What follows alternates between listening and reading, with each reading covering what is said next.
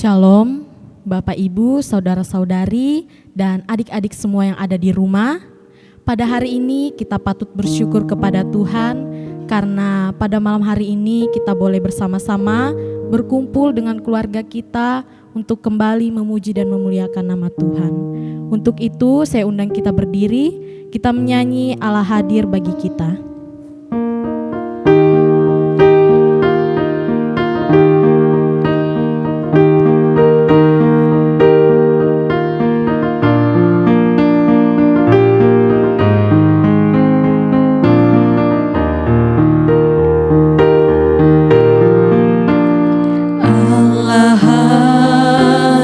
Bagi kita dan hendak memberi berkat, melimpahkan kuasa Roh-Nya bagai hujan yang lebat. Dengan Roh Kudus ya Tuhan, umat-Mu berkatilah.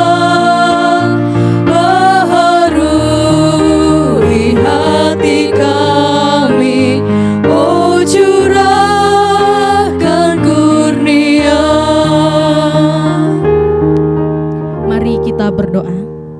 Terima kasih Tuhan untuk kasih setia-Mu di sepanjang kehidupan kami. Pada malam hari ini Tuhan, kami kembali lagi untuk memuji dan memuliakan nama-Mu Tuhan. Ya Tuhan, sebentar kami akan mendengarkan sebagian dari firman-Mu Tuhan. Kiranya Engkau memberkati hamba-Mu Tuhan, Ibu Pendeta, yang akan memberitakan firman-Mu Tuhan, sehingga ia dapat berkata-kata sesuai dengan kehendak-Mu. Inilah doa kami Tuhan Yesus, haleluya, amin. Pembacaan kita pada malam hari ini terambil dari kitab Wahyu pasal 6 Kitab Wahyu pasal 8 ayatnya yang ke-6 hingga ayatnya yang ke-13. Kitab Wahyu pasal 8 ayatnya yang ke-6 hingga ayatnya yang ke-13. Keempat sangkakala yang pertama. Dan ketujuh malaikat yang memegang ketujuh sangkakala itu bersiap-siap untuk meniup sangkakala. Lalu malaikat yang pertama meniup sangkakalanya, dan terjadilah hujan es dan api bercampur darah, dan semuanya itu dilempari ke bumi. Maka terbakarlah sepertiga dari bumi dan sepertiga dari pohon-pohon, dan hanguslah seluruh rumput-rumputan hijau. Lalu malaikat yang kedua meniup sangkakalanya, dan ada sesuatu seperti gunung besar yang menyala-nyala oleh api dilemparkan ke dalam laut, dan sepertiga dari laut itu menjadi darah. Dan matilah sepertiga dari segala makhluk yang bernyawa di dalam laut, dan binasalah sepertiga dari semua kapal. Lalu malaikat yang ketiga meniup sangkakalanya, dan jatuhlah dari langit sebuah bintang besar, menyala-nyala seperti obor, dan ia menimpa sepertiga dari sungai-sungai dan mata-mata air. Nama bintang itu ialah Absintus, dan sepertiga dari semua itu menjadi absintus.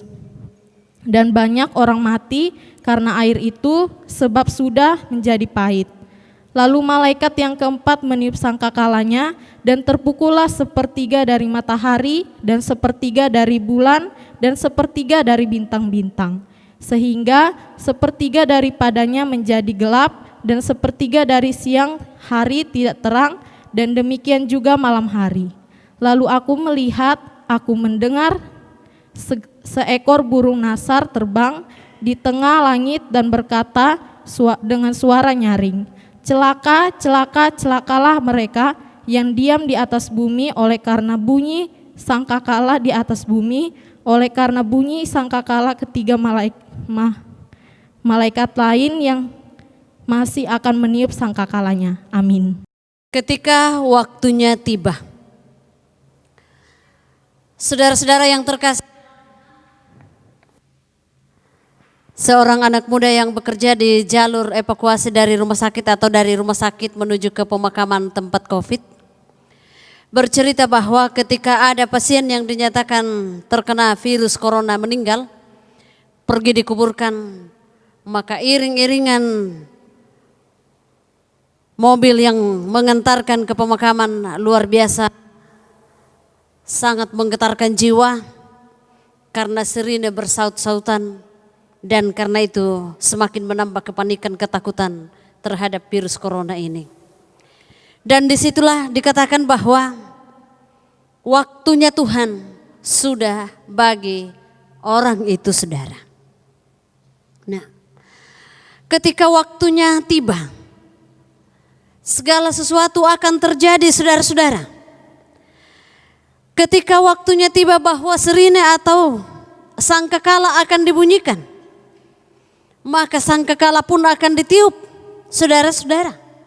Dan ini sangkakala yang ditiup ini dalam pembacaan kita ini adalah dalam penglihatan Yohanes di Pulau Patmos. Yang pertama, bahwa sangkakala yang pertama itu ketika ditiup, maka datanglah tulah atas tanaman-tanaman, lalu sepertiganya mati. Sangkakala yang berikut, turunlah tulah ke atas laut, ke dalam laut. Maka dikatakan juga bahwa sepertiga dari semua menjadi mati, saudara. Kemudian suara sangkakala yang ketiga, itu membuat air menjadi pahit. Apa artinya kalau air menjadi pahit, saudara? Banyak orang tidak bisa minum, karena itu banyak orang mati. Selanjutnya tiupan sangkakala yang berikut membuat benda-benda penerang di langit terkena tulah, di ayat yang ke-12.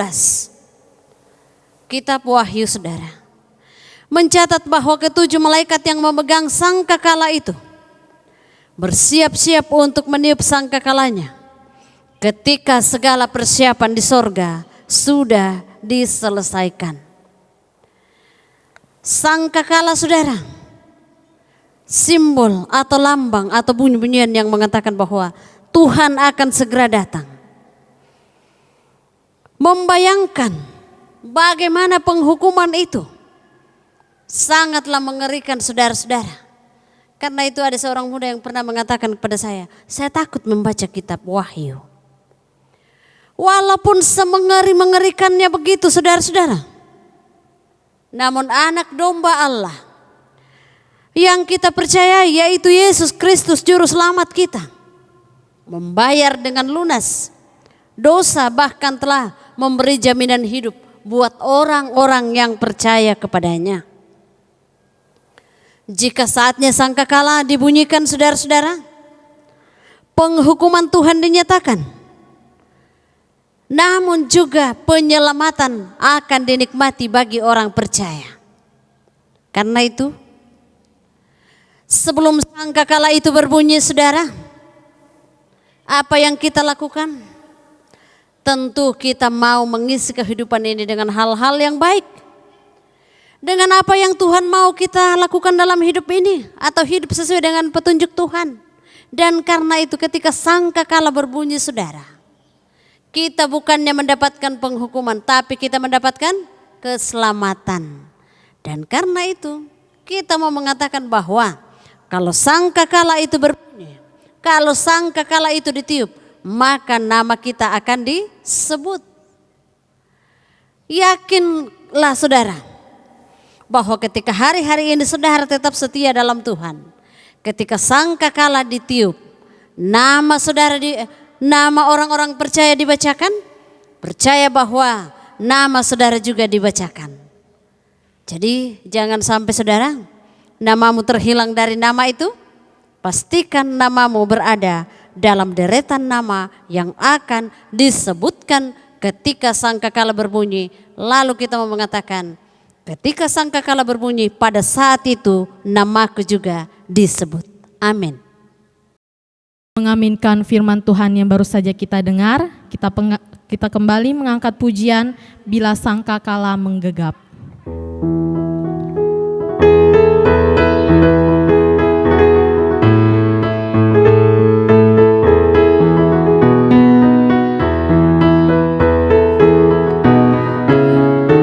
Bila sangkakala menggegap